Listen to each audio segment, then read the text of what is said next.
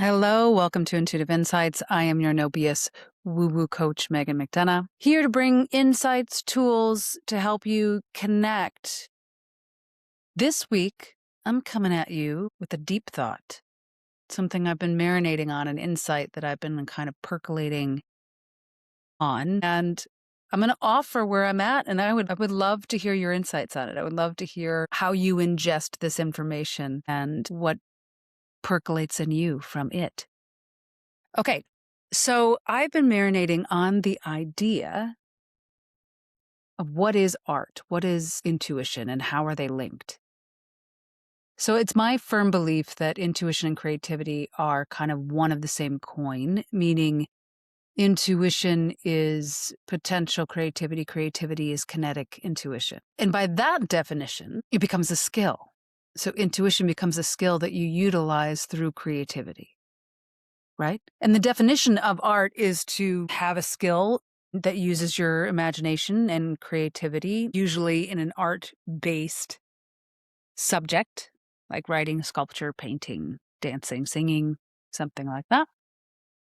And the root of the artistry is in the curiosity. What is art but a curiosity of process? And what is intuition but connecting to that curiosity of process? So as I went down that kind of contemplative rabbit hole, I extracted and pulled out and saw, had the thought that all art is a communication and relationship to your intuitive self through a particular medium or skill, something you're passionate about, that you listen and have a relationship to your creativity and intuition to explore. And explore without knowing the answer, right? So you have to have the faith, the curiosity and faith that you're going to take a new step down an unknown path to you, maybe to others. And then there's this element in art, though, that may or may not be an intuition. This is something I'd love your input on, is I do feel art should be shared. It's meant to be shared.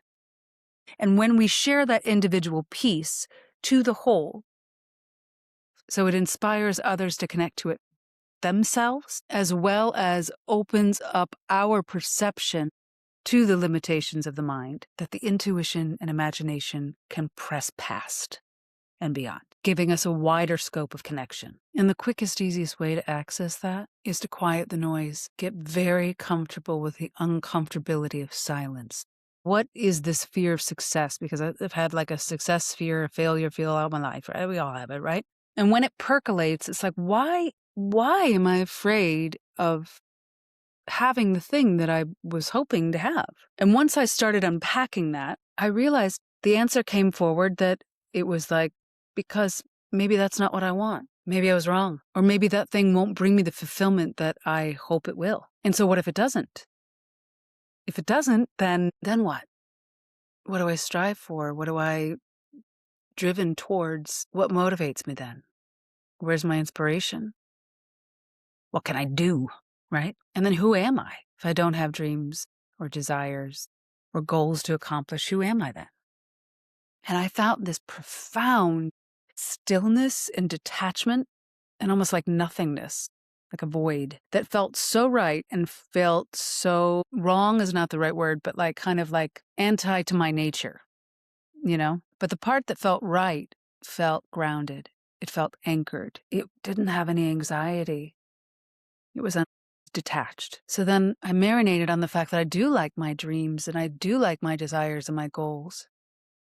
And they do serve a benefit. And so what I was feeling and contemplating was that the desires and the goals are like the fuel pushing you along the soul's journey in this life. They're not the destination, but they're the pathway. So what brings you joy, what brings you excitement isn't the destination. It's letting you know you're going in the right direction. Because that joy, that feeling that you hope for when you get the thing at the end of the day, it's never there.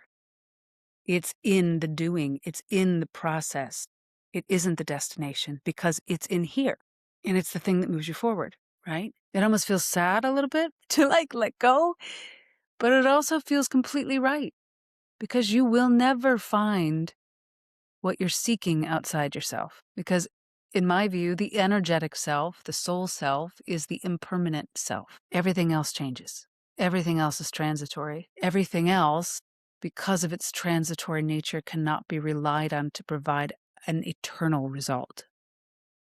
And the eternal result of calm, happiness, joy consistently cannot live in a moving target, or the sustainability cannot.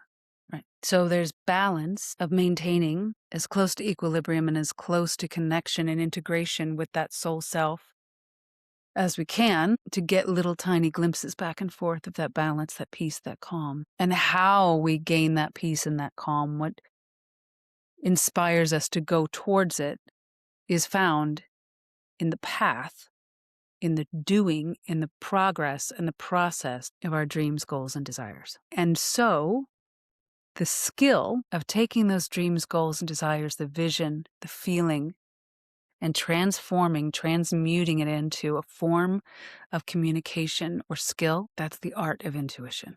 That's the art of your intuitive relationship. And when you dig into that, that's when you feel and know that we're all connected and everything else just weather, passing through. Okay, those are my deep thoughts this week. I'd love to hear what your perspective is on that, if that resonates in any way. You can find me on @MagnetizeYourLight on all socials and at magnetizeyourlight.com. If you're looking to deepen and explore this intuitive self-relationship, I wrote or put together a book of what I call spiritual sketches that came through intuitive readings, journal prompts that take you on a journey of unraveling parts of self and then kind of putting yourself all back together, filled up. You create, you explore.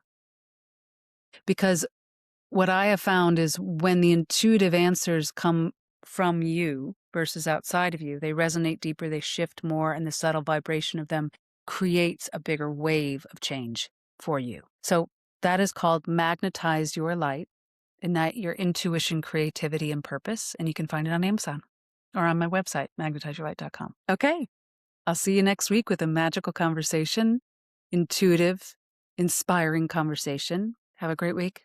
Make some magic today.